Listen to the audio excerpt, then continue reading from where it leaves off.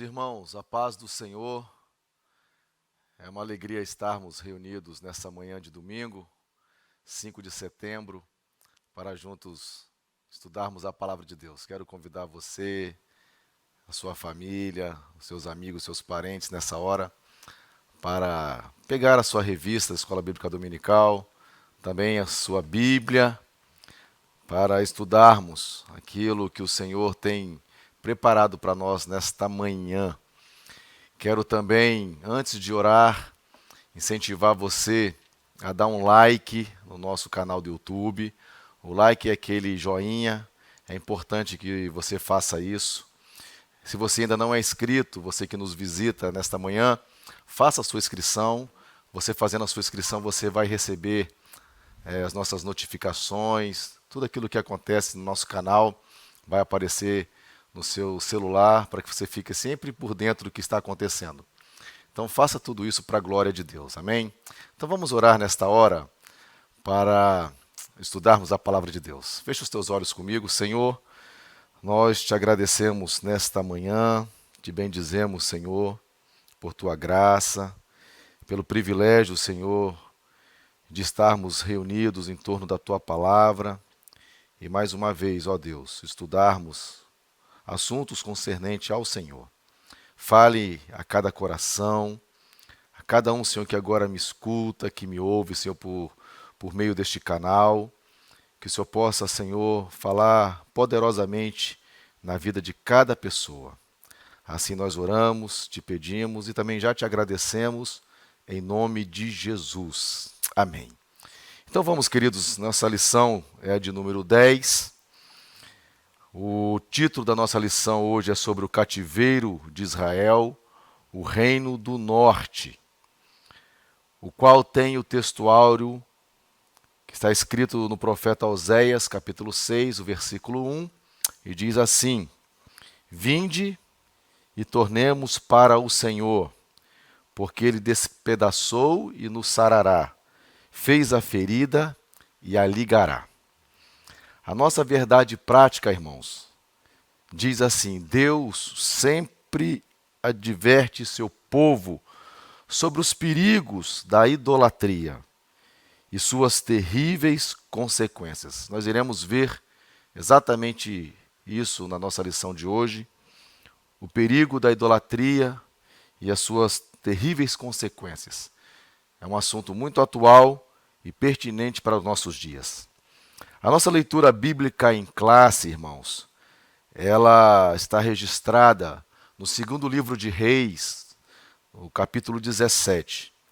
Eu gostaria de tomar liberdade com os irmãos e não fazer agora esta leitura para que a gente possa já ir para o nosso assunto, haja vista que eu quero aproveitar a oportunidade para falar sobre aquilo que nós precisamos a respeito da nossa nação, do nosso país, porque tem tudo a ver isso que aconteceu com o Reino do Norte, a prisão, o cativeiro de Israel, é algo exatamente que nós estamos vivenciando nos nossos dias. Claro que não dessa forma aqui literária, mas pelo pecado, sim, de forma assim, cativos pelo pecado, quanto do nosso povo, nosso país está sendo escravizado por causa do pecado, por causa da idolatria e sendo cativo, vivendo uma vida cativa. Então eu gostaria que você me permitisse assim então fazer, e eu quero já então de antemão ir para a introdução. Gostaria que você abrisse a sua revista e observasse comigo que na introdução diz que o cativeiro de Israel ocorreu durante o reinado do rei Oséias. Nessa época, a Síria começava a crescer e se tornar um grandioso império, controlando várias nações, inclusive a nação de Israel. E durante os últimos anos de Israel, o país foi acometido de muitas tragédias. Veja elas aqui: as injustiças, assassinatos, desprezaram aquilo que precisavam obedecer, desprezaram os mandamentos de Deus. Então, com tudo isso, a nação israelita entrou numa decadência política, numa decadência social, numa decadência econômica e numa decadência espiritual. Oséias, o rei aqui mencionado, queridos irmãos, ele foi o 19º rei de Israel. O 19º e também o último rei de Israel. Depois de um reinado de 9 anos, ele reinou 9 anos, Oséias, seus súditos foram enviados para a Síria, e o reino então de Israel chegou ao fim. Agora observe, irmãos, isso não aconteceu de uma noite por dia. Oséias, todo este povo, eles receberam uma herança infeliz de seus pais. Sobre Oséias e sua vida, sobre este rei, sobre este reino, sobre Israel, desceu a influência corruptora de nada menos que 19 reis. 19 reis que passaram sobre Israel. Todos eles fizeram com que o povo imergisse nessa maldade, nessa fanática idolatria, nessa corrupção, ao ponto de que esta nação vivesse essa decadência de ir cativo para um outro país. A nação inteira, irmãos, se tornou completamente imoral. A nação inteira tornou-se idólatra. Agora veja bem, não é apenas um fato mais comum, mas também está discorrente da história, ou seja, uma geração toda veio herdar tudo aquilo que os seus pais cometeram. Um caráter antecessor de seus pais. Tudo aquilo que os seus pais fizeram, os seus reis fizeram. Agora a consequência chega. Veja bem, irmãos, isso é muito sério. É um fato indiscutível. E isso deve e serve para explicar muitas coisas para nós. Primeiro, que a imensa dificuldade em melhorar a condição moral do homem.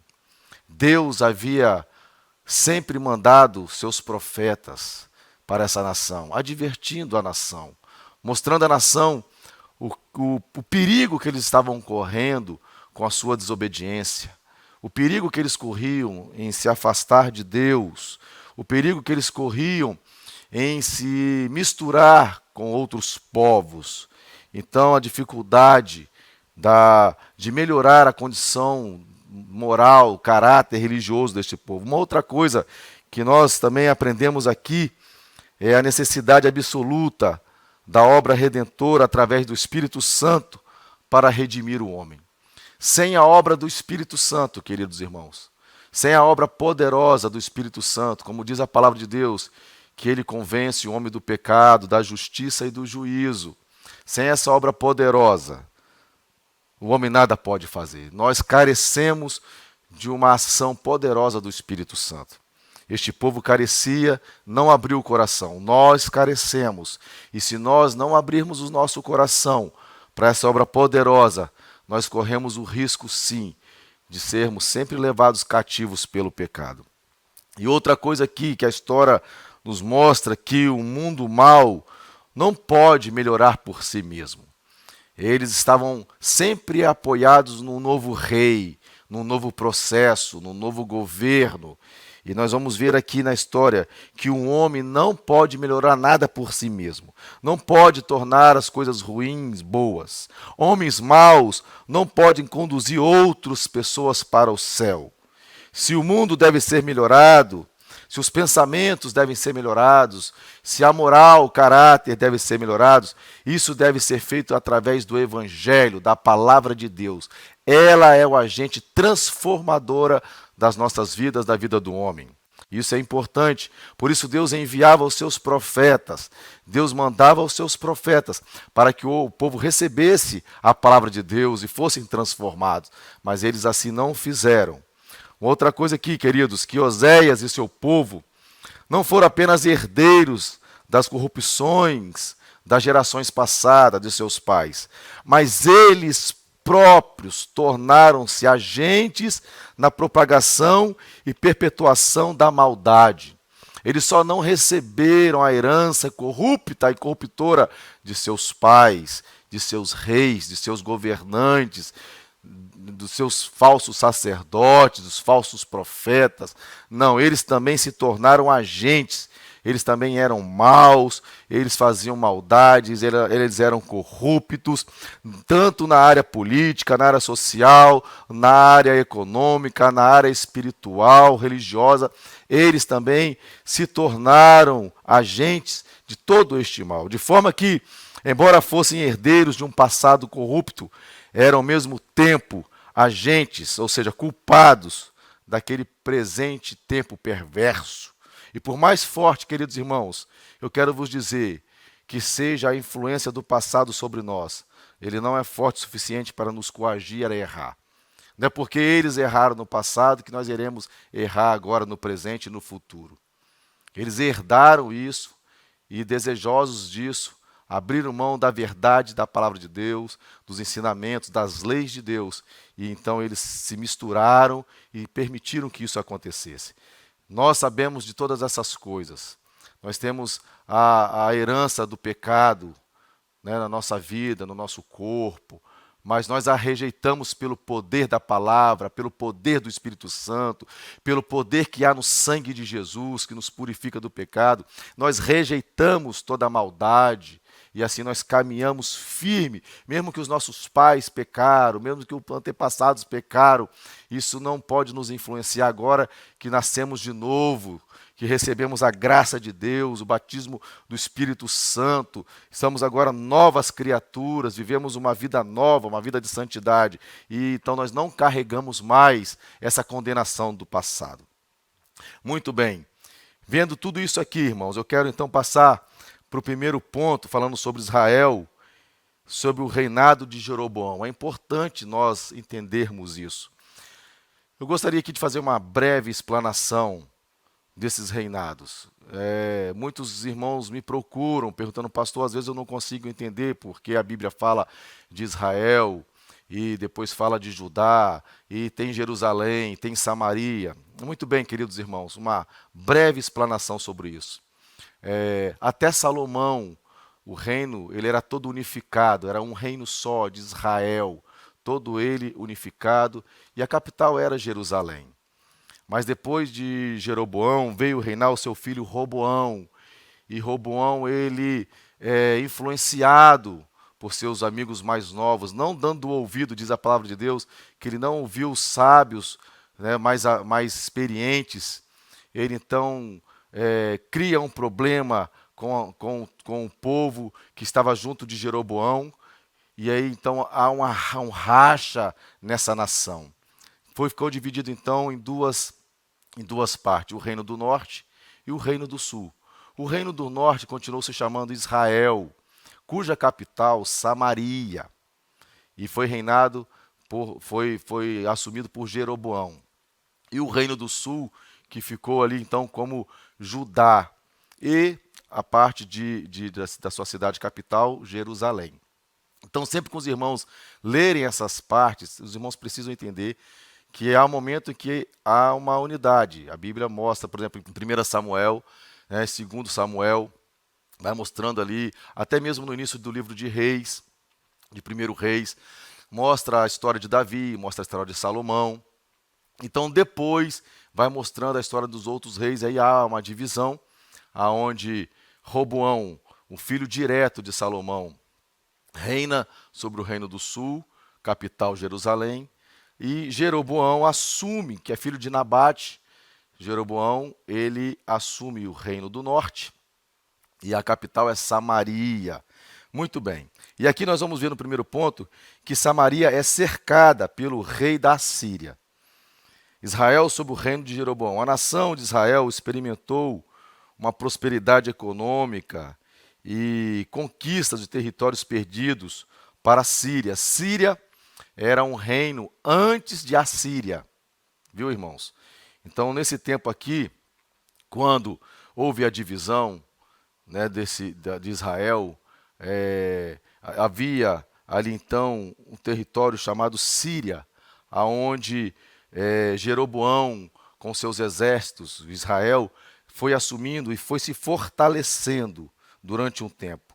Mas, infelizmente, conforme adverte os profetas Amós e Oséias, né, esses resultados que foram alcançados através de corrupção, de injustiça social, hipocrisia, né, e até mesmo sincretismo, porque eles começaram a se misturar com os outros deuses.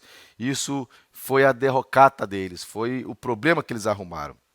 E mais, irmãos, eu quero até dizer que as sementes do cativeiro de Israel, ela foi, na verdade, começada, né, foi plantada lá atrás com Salomão.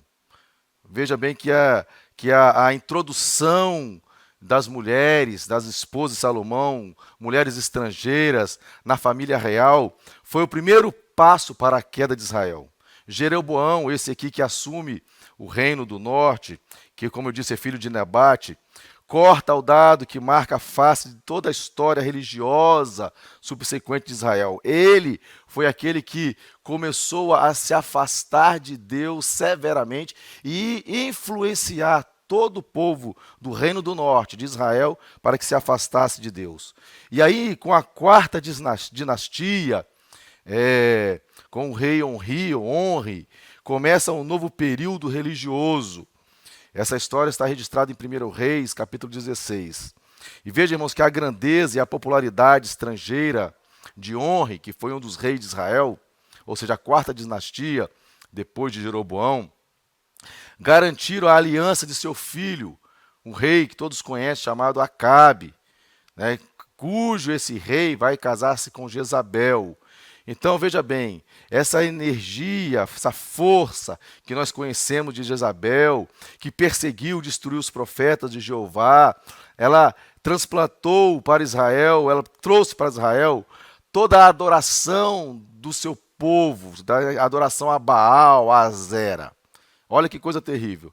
E a ascensão da dinastia de Jeú, então foi a queda não apenas da casa de Onri, mas também a adoração fenícia de Baal. Olha que coisa terrível. Onri facilitando as coisas para o seu filho, Onri, rei de Israel, a quarta dinastia, casa o seu filho Acabe com Jezabel e vai trazendo outros povos, outros costumes, outra religião, ao ponto de ser a derrocata deste povo. Exatamente aquilo que nós estudamos em lições passadas, onde o profeta Elias, né, tem uma dura, uma severa luta com os profetas de Baal, exatamente nesse tempo. Olha que situação. Do ponto de vista político, Israel, então, estava vivendo uma época próspera, onde este rei aqui, o pai de Acabe, ele garante um domínio que aparentemente, né, havia se enriquecido.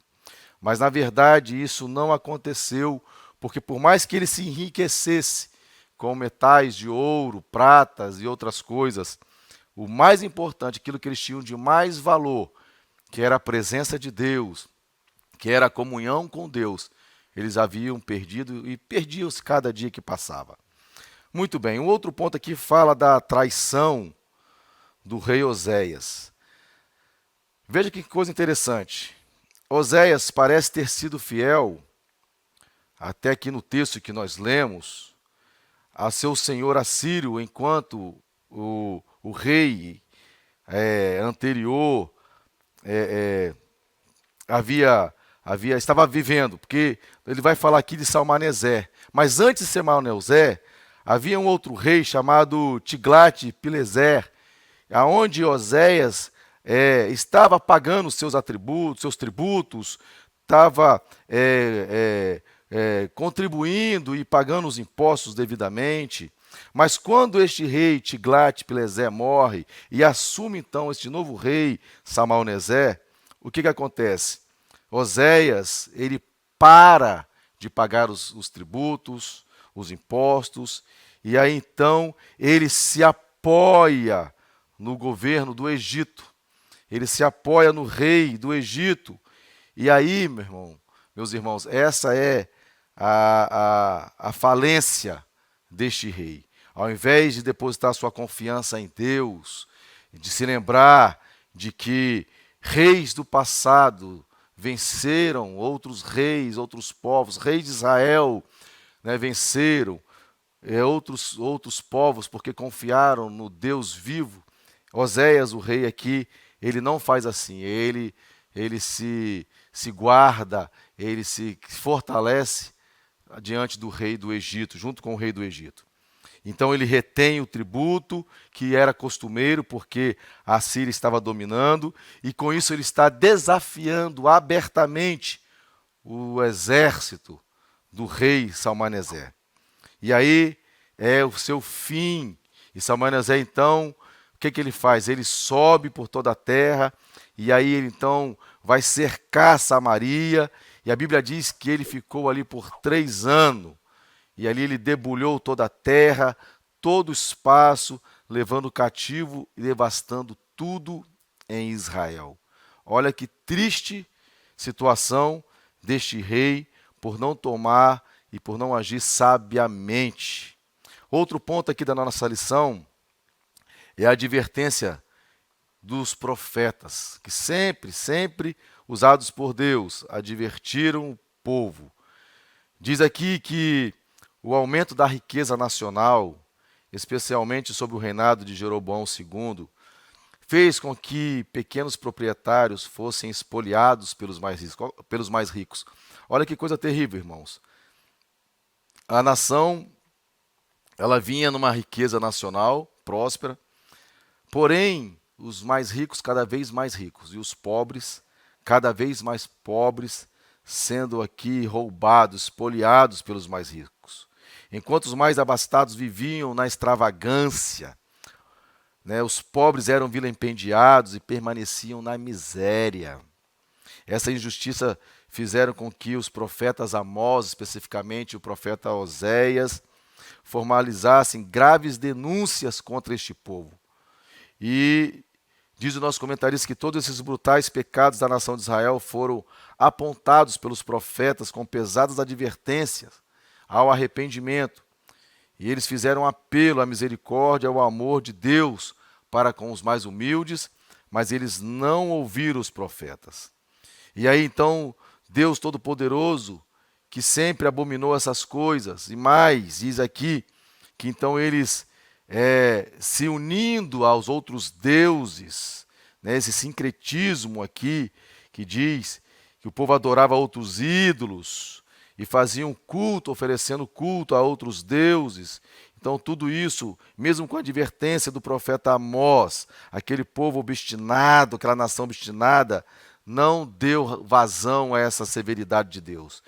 E diz que Deus não se deixa escarnecer a palavra do Senhor, e não tolera um coração dividido contra os deuses ou objetos de adoração. E esses falsos deuses aqui, então, influenciaram o coração de todo o povo Israel contra a vontade de Deus, tudo aquilo que estava declarado na palavra de Deus. Os israelitas praticavam, diz a palavra de Deus, que até mesmo em secreto, idolatria de deuses, dos seus vizinhos, de outros países. Eles construíam lugares altos por toda a terra, sobre os quais queimavam incenso às divindades cananeias. Vejam que obeliscos de Baal foram colocados em todas as colinas altas e sobre todas as árvores verdes. E essas divindades, que são fenícias, eram símbolos de poderes generativos da natureza. Eles apelaram diretamente para o impulso sensual, esses deuses apelavam para isso, e assim facilmente corromperam e desviaram Israel, irmãos. Irmãos, isso não é diferente do nosso tempo. A nossa nação, especificamente, vive exatamente isso. A nossa nação ela é super influenciada pelas outras nações, pelos outros povos. A mídia faz isso severamente. Todos os costumes, todas as tradições que nascem, por exemplo, na Europa, vai, por exemplo, para a América e às vezes ainda até piora, despejam aqui em toneladas. E o povo cego, um povo que não conhece a palavra de Deus, vai assumindo todas essas idolatrias, todos esses costumes e filosofias mundanas, que faz o que? Afasta o povo de Deus, corrompe o coração do povo de Deus. Diz aqui que essa catástrofe é o tipo mais forte de corroboração da verdade das advertências dos profetas. Veja que os profetas foram usados por Deus advertindo e falando claramente, severamente. Queridos irmãos, nós estamos aqui como vossos pastores, dizendo abertamente tudo que nós estamos vivendo, tudo que nós estamos passando. Olha para a nossa nação, não é diferente.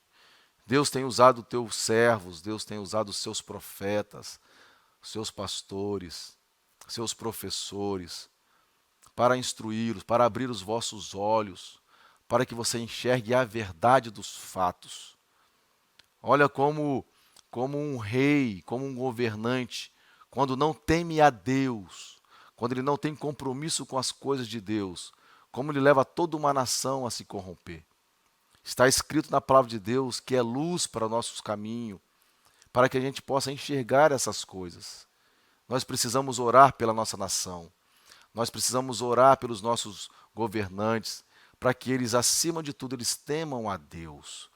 Possam temer a Deus, temer a sua palavra, para que a nação não se corrompa.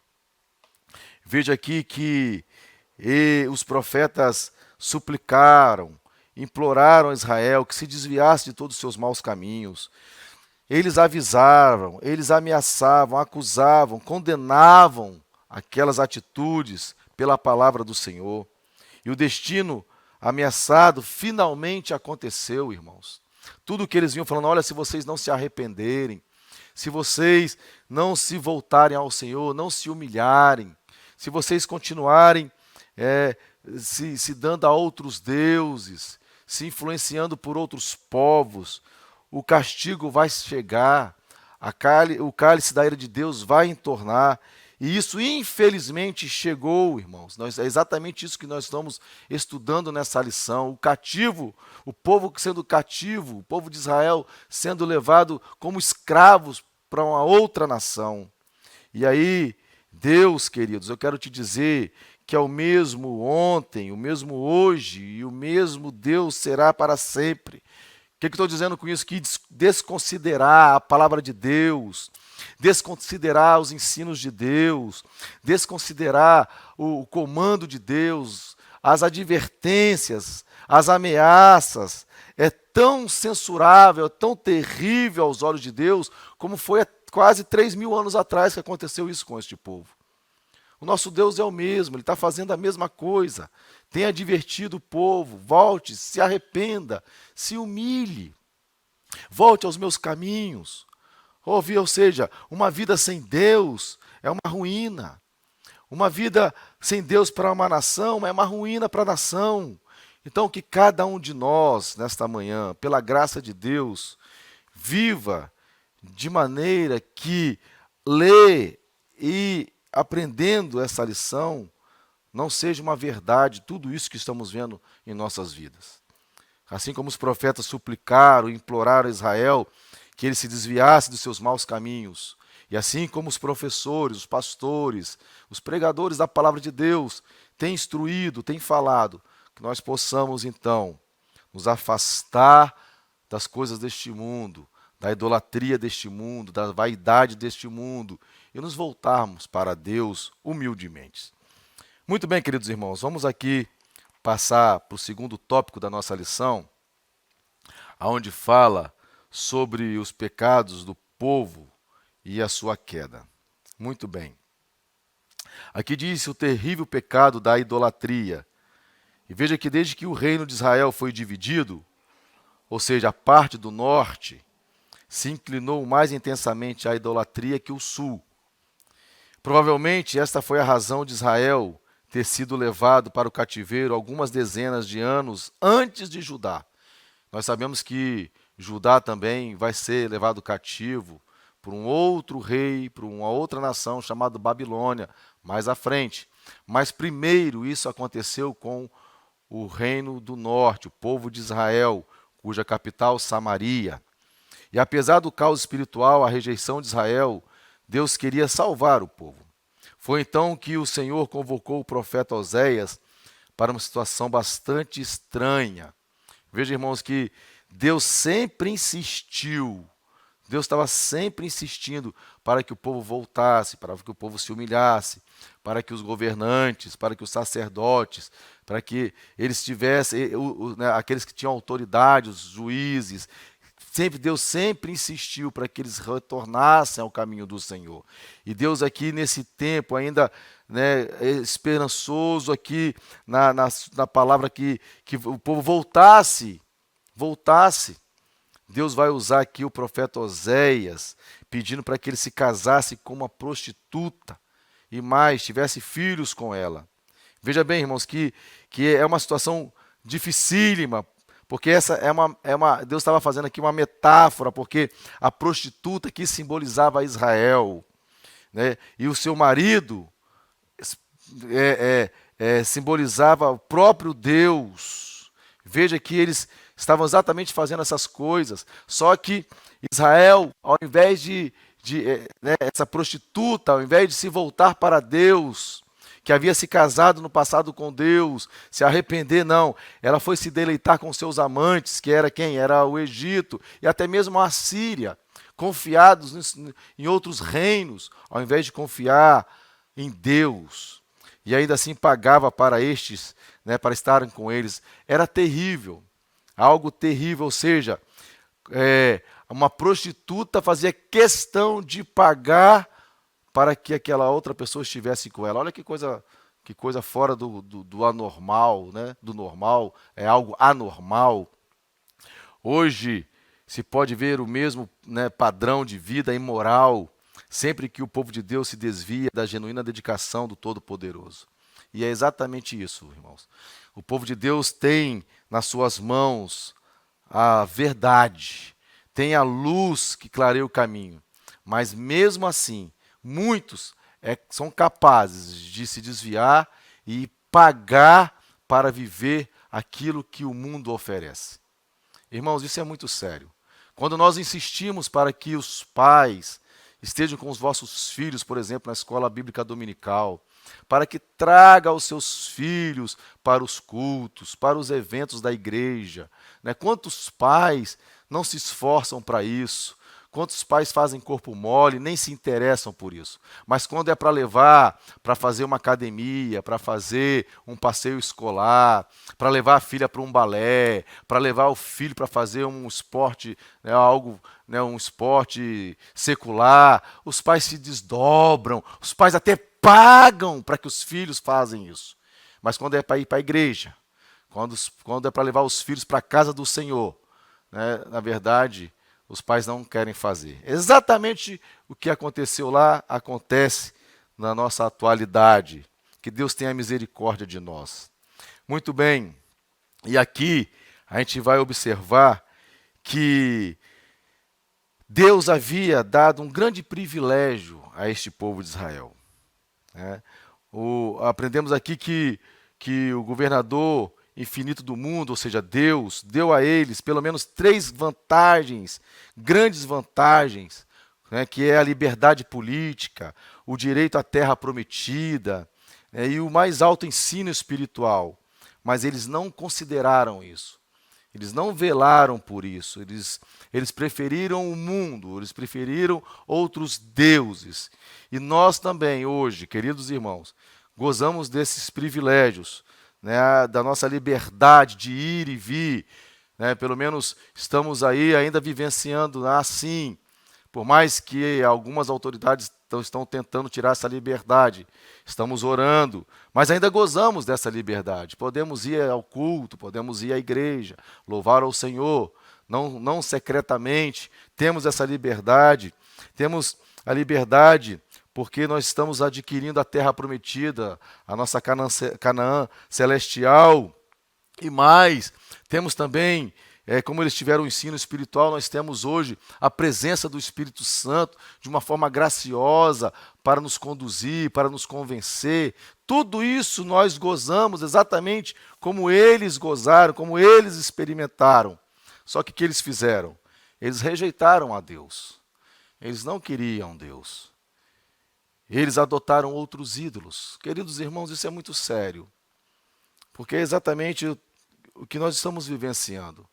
Nós temos a nossa liberdade, nós temos o nosso direito da terra prometida, temos a alegria da presença contínua do Espírito Santo, mas quantos de nós, mesmo assim, têm rejeitado a palavra de Deus, têm rejeitado o ensino de Deus? Quantos de nós não têm levado a sério as coisas de Deus? Eu negocio o culto facilmente, eu negocio ir à igreja facilmente, qualquer coisa me tira da igreja, qualquer coisa me faz desviar da igreja. Quantos de nós, irmãos? E nós, além disso, adotam ídolos. Por que fazemos isso? Porque nós queremos os prazeres da vida, ou seja, o nosso ídolo às vezes é o dinheiro, o nosso ídolo às vezes é um passeio, o nosso ídolo às vezes é uma pessoa, e não a pessoa de Deus. Então, nós estamos exatamente aqui vendo um retrato, como um espelho para as nossas vidas. Que os irmãos considerem isso firmemente nesta manhã. Nós estamos num período, irmãos, aqui na nossa igreja, especificamente, nesse mês de setembro, um jejum e oração. E eu quero convocar você, membro da nossa igreja, para que esteja firme nesse propósito. Ontem foi a nossa jornada de 5 horas de oração, nós tiramos aqui 5 horas para orar. Nós sentimos falta de vários irmãos que deveriam estar aqui conosco, mas por algum motivo eles negociaram aquilo que é de mais importante. Então você, membro da nossa igreja aqui, Assembleia de Deus Marcas do Evangelho, você também que nos visita, que está nos acompanhando nesta aula, nesta manhã, esteja conosco, venha jejuar conosco, venha orar conosco. Nós temos propósitos para isso, nós estamos orando por salvação de almas, para que o Senhor salve almas, cure os enfermos, liberte os cativos, que o Senhor batize com o Espírito Santo. Então vamos nos unir enquanto é tempo e buscar o Senhor, para que nós podemos experimentar ainda na nossa nação um avivamento, uma transformação de vida. Deus pode fazer essas coisas, e é através da oração, através do jejum, que Deus pode sim mover governantes, mudar a história, fazer coisas maravilhosas na nossa nação. Eu creio assim. Muito bem, um outro ponto aqui da nossa lição é sobre outras causas do cativeiro. Irmãos, sobre essas outras causas, o comentarista coloca aqui que os pecados relacionados à exploração e indiferença para com os pobres foi duramente criticado pelos profetas. Ora, irmãos, o que leva o homem, já tendo alguma coisa, a explorar ainda mais? Veja isso, irmãos, nós vivenciamos exatamente isso na nossa nação. Homens ricos, cada vez mais ricos, querendo cada vez mais, e uma gama de população pobre, miseráveis, que passando por dificuldade, passando por luta, não conseguem nem sequer o alimento natural, ou o melhor do alimento no seu dia a dia. O que faria isso? O que conduziria o homem a esse tipo de prática, a não ser a vaidade do seu coração, que é tão enganoso, a fim de sempre desejar mais, independente do que está acontecendo com o seu próximo. Então veja bem que a vaidade é sim um pecado mortal, porque foi isso que aconteceu com a nação de Israel. Eles acreditaram em si, acreditaram em outros deuses, não levaram em conta aquilo que Deus estava falando, não se humilharam por conta da sua vaidade, da sua soberba. Então eu gostaria aqui de dizer alguma coisa a respeito disso, explicando que esse termo vaidade é um termo que nós precisamos sim nos salientar como nação.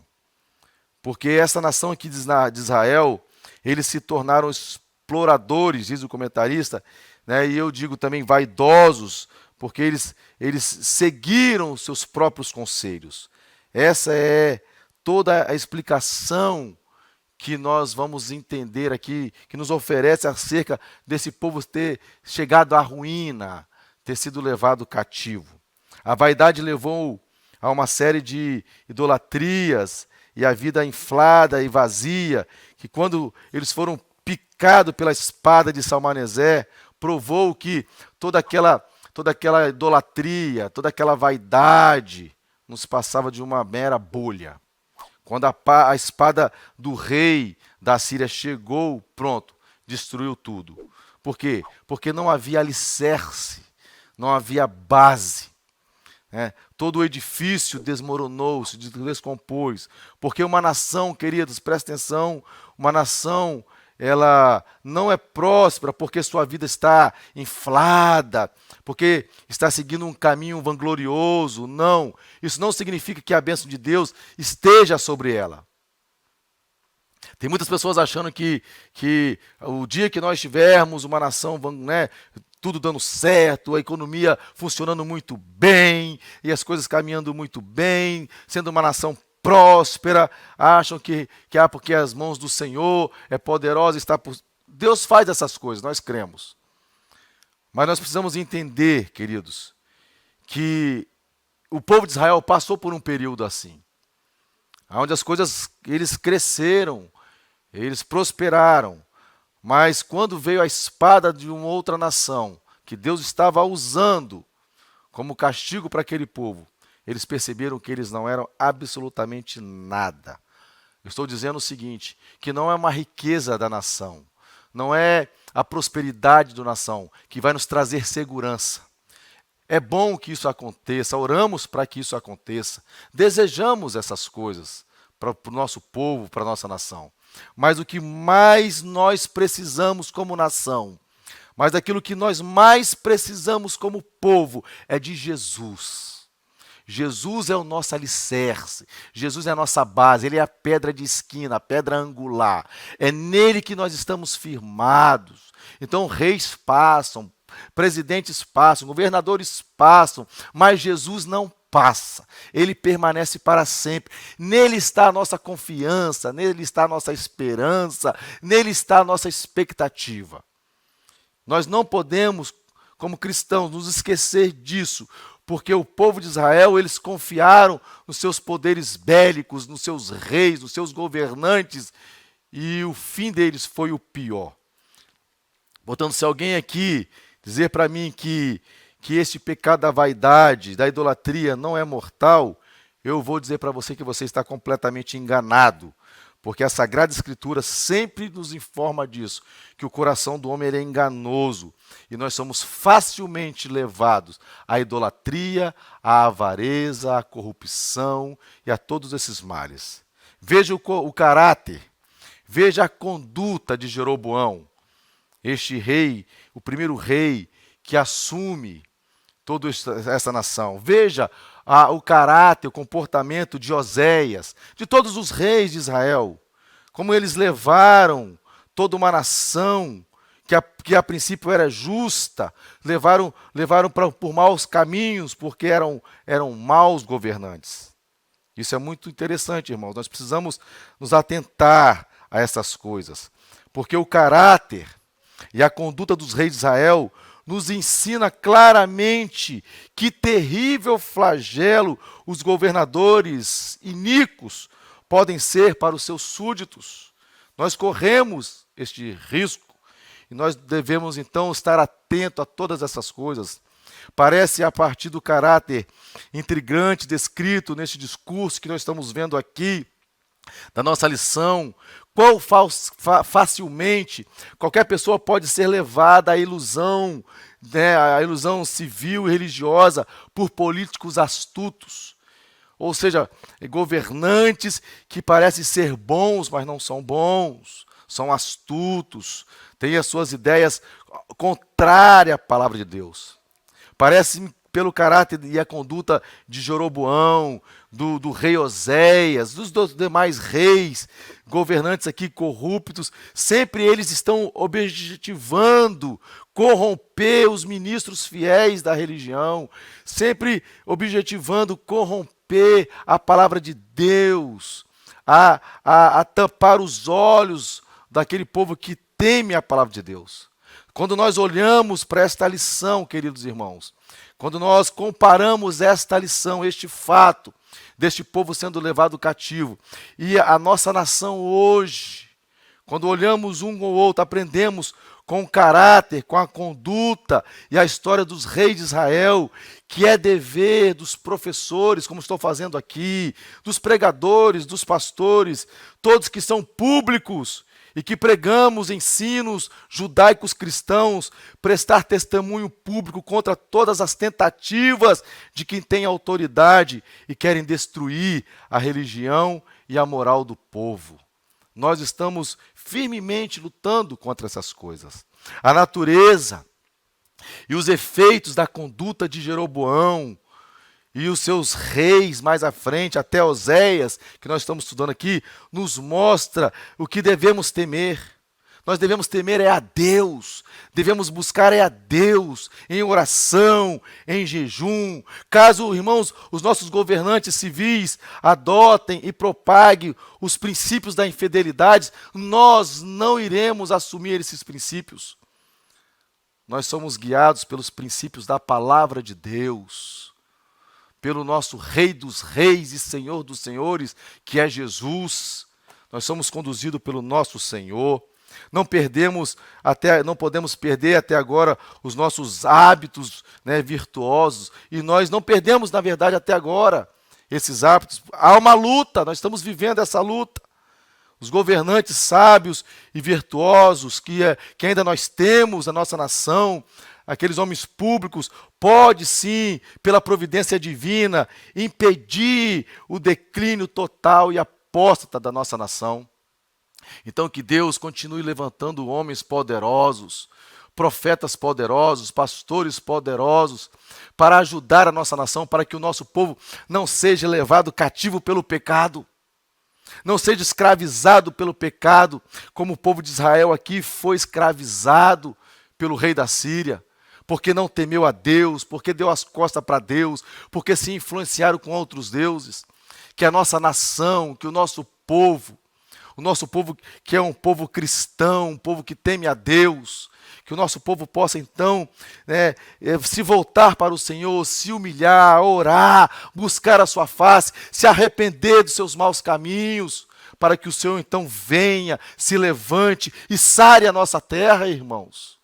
Que Deus tenha misericórdia de nós. Eis aqui, exatamente, tudo aquilo que nós precisávamos saber, para onde o povo caminha, como deve fazer, exatamente aqui nesta lição, para que a gente não fique firmado em homens.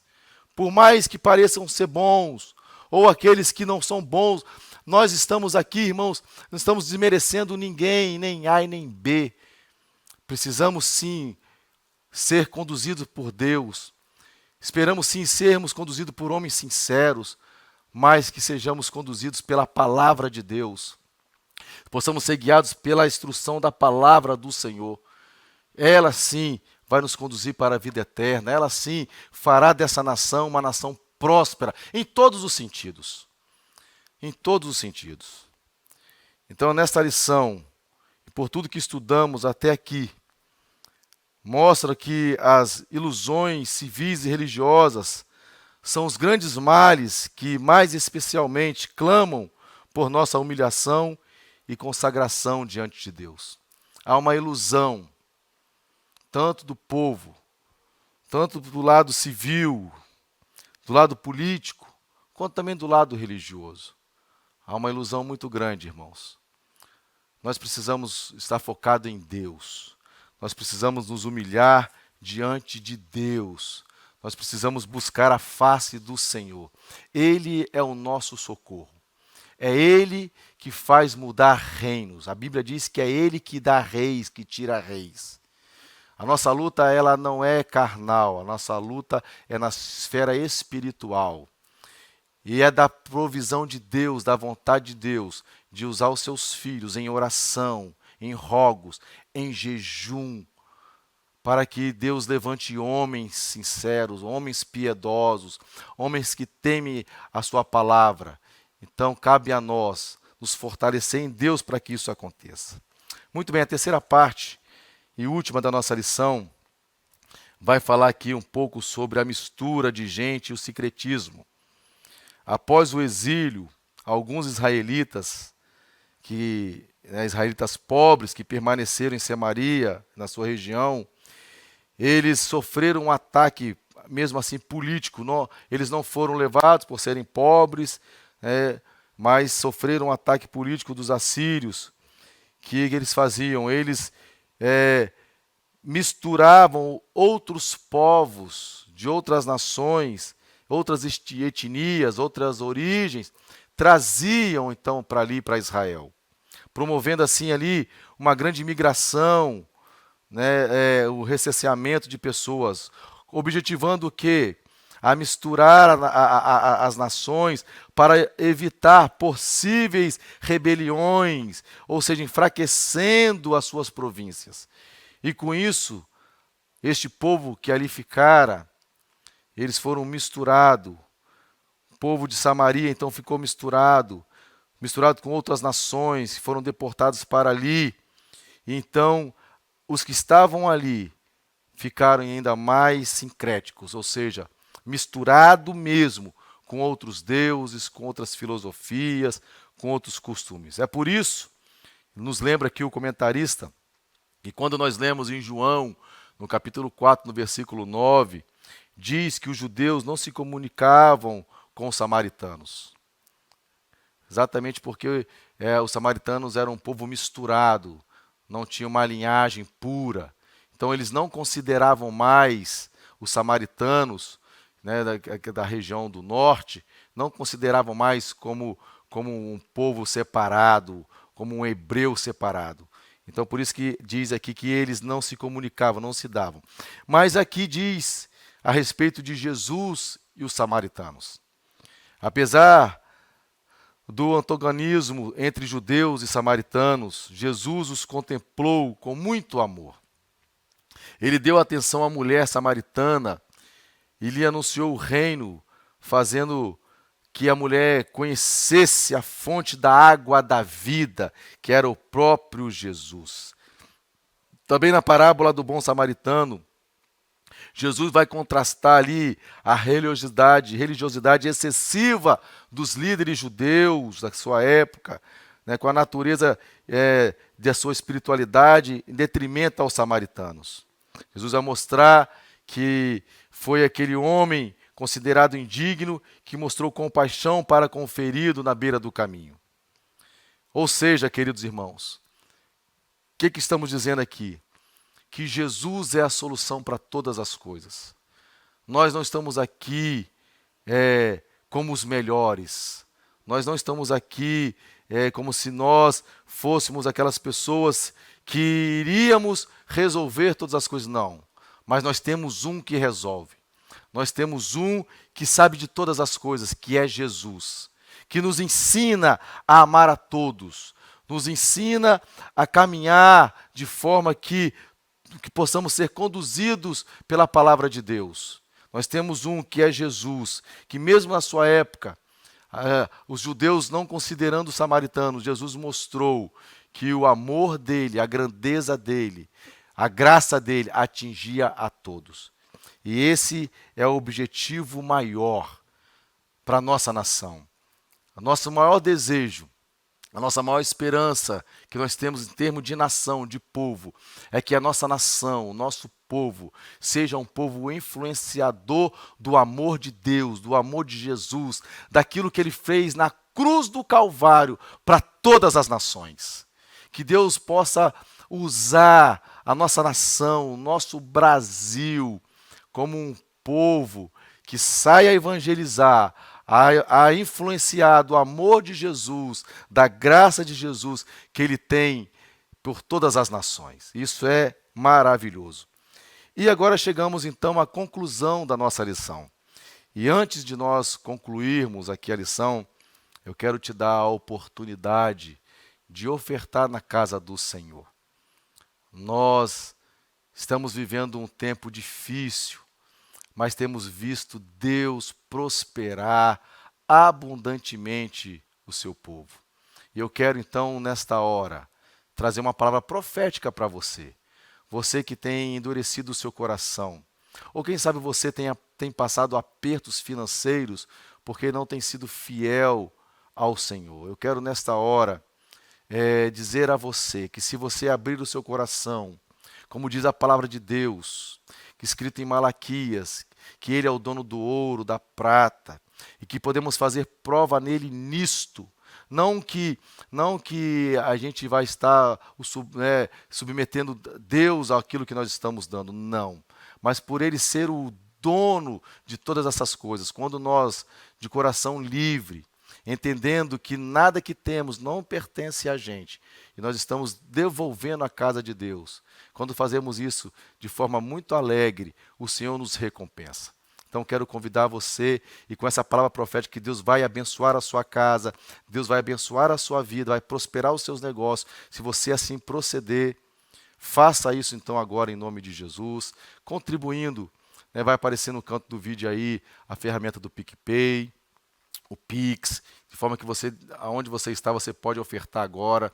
Ou se você, estando vindo à noite no nosso culto, você também traga a sua oferta da Escola Bíblica Dominical. Quero dar um alerta aos nossos alunos, não misture as ofertas. Traga a oferta da EBD e traga a sua oferta da noite. Não faça isso, não haja que, não pense que está enganando ao nosso Deus vivo. Tenha cuidado com essas coisas. Nós precisamos ser diligentes quando ofertamos, quando dizimamos na casa do Senhor. Faça tudo isso para a glória de Deus e você vai ver Deus prosperando a sua vida. Nós temos visto, experimentado, temos ouvido testemunhos de que Deus está fazendo isso no meio do seu povo. E é isso que nós desejamos também para a sua vida. Além das bênçãos espirituais, claro, que é o mais importante, mas o Senhor também quer te prosperar financeiramente. Amém? Então faça isso para a glória de Deus. E eu concluo a lição agora, junto aqui ao comentarista, que ele diz que não faltou advertência para que Israel abandonasse a idolatria e fosse poupado do cativeiro. Olha, queridos irmãos, você, querido ouvinte, você que nos visita nesta manhã, nós estamos anunciando a palavra de Deus. Estamos exortando pela palavra de Deus, ensinando, mostrando por onde devemos caminhar. Deus tem usado os seus profetas, os seus pastores, os pregadores, mostrando para que o povo abandone toda a idolatria do coração e possa se voltar a Deus. Então que nesta manhã esta palavra possa fazer efeito no seu coração. Que nesta manhã você possa dar ouvido à voz de Deus para que você não seja cativo do pecado, para que você não seja escravo do pecado. Que Deus tenha misericórdia da sua casa, da sua família, dos seus parentes.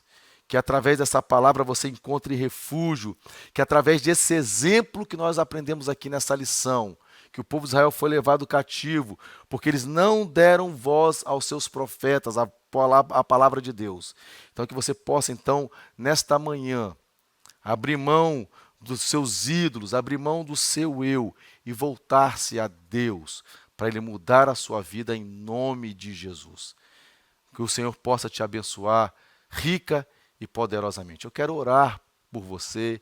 Eu quero que você também ore comigo nessa hora. Feche os teus olhos, vamos orar. Senhor, nós te agradecemos.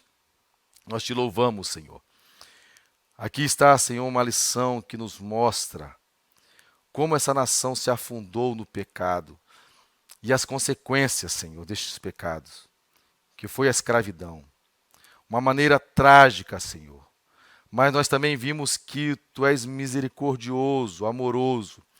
Tu és um Deus que está sempre nos alertando, um Deus que está sempre, pela Sua palavra, usando os Seus profetas para nos mostrar o caminho que devemos andar, o arrependimento, a confissão dos pecados, nos humilhando diante do Senhor, em oração, em jejum. Ó Deus, nos ajude, Senhor, a nos atentarmos cada vez mais para a Tua palavra. Nos ajude, Senhor, a estarmos cada vez mais firmes na Tua palavra, Senhor, para que possamos, ó Deus, então, um dia sermos, ó Deus, chamados pelos nossos nomes para morarmos contigo eternamente. Ajuda-nos, para que nada deste mundo, nada que nesse mundo há possa nos influenciar, Senhor, nos vai descer, mas que nós possamos estar firmes diante do Senhor e da sua palavra. Assim eu oro te pedindo, Senhor, e te agradecendo por esta manhã tão poderosa, tão abençoadora, em nome de Jesus. Amém. Deus te abençoe, querido, profundamente e abundantemente. Amém.